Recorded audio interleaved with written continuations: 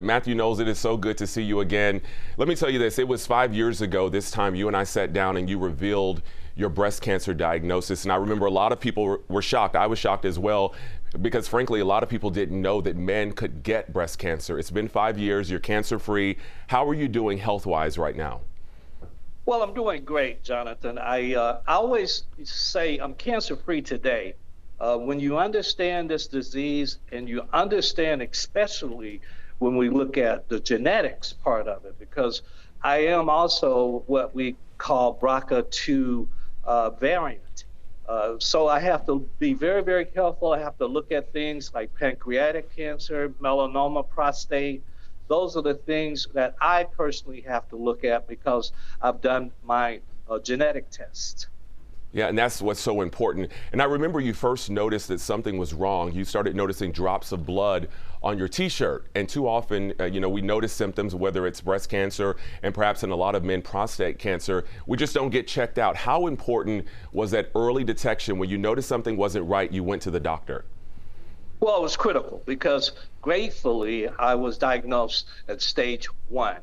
And it's 1, 2, 3, 4, those are the stages. And so it's important to find any type of disease, to find it early. That's the whole key and goal of this. That's why I partnered with 23andMe as being their global ambassador, so I can spread the word to men and women, the importance of genetic testing, the importance of mammograms, the importance of PSA tests for men and prostate, to find it early. That's the key, finding it early. And of course, the world knows you as a music executive, Beyonce and Solange's father. But as you mentioned, now you've taken on this huge new role as a global ambassador for 23andMe, focused on this genetic testing. Tell us more about that role, what you've been doing. I know you've been traveling the country talking.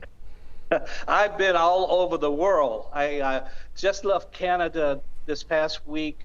I've been over 15 different cancer galas.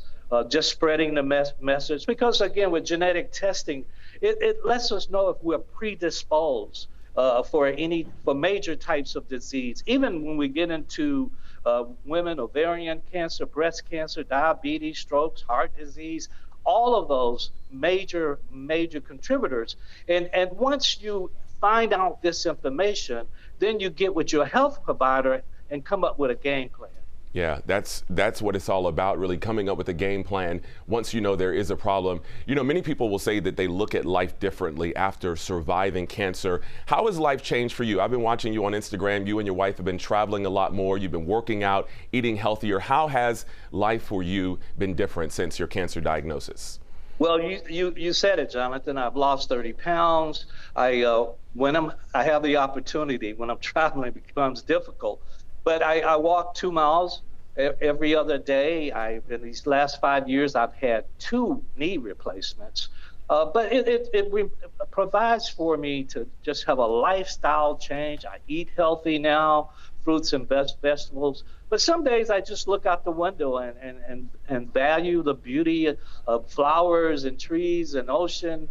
It does, the mental health aspect of it becomes critically important also. Yeah, you definitely seem brighter and lighter, and we're glad to see that.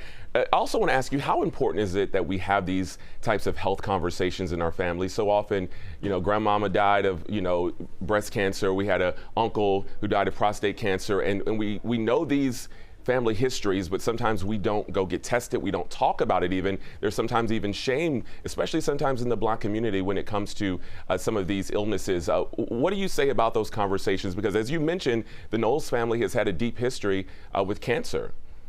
Yes, going back to my grandmother and breast cancer, my grandfather with prostate cancer. So it's important to, yes, talk about it. But I want everyone to go a step further. To get a genetic test is a simple saliva sample. There's nothing invasive and nothing that hurts. So there's really no reason not to do that. So again, that you can find out, longevity is the key word today, having longevity.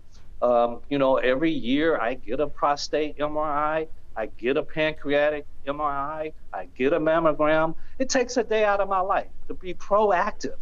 And that's the key, especially in the Black community. Being proactive And that's so critically important today. Absolutely. Before you go, I know you were just with Beyonce a few days ago at the Kamala Harris rally in Houston. You talked about how proud you were. I know you've seen her on stage more than any of us, perhaps, from her earliest years. But how did it feel, politics aside, to see her not as an entertainer, but on that stage as a mother and as your daughter? Well, Beyonce just continued to grow in all aspects of her life. And so, as a dad, to see her articulate her thoughts in a very powerful manner, that made me extremely proud. Absolutely. Well, Mathew Knowles, my friend, it is always good to see you. Thank you for taking some time. It is, of course, I always say thank you for your time and support you had for me in Houston, and glad to see you doing well. Really, really good to see you feeling better.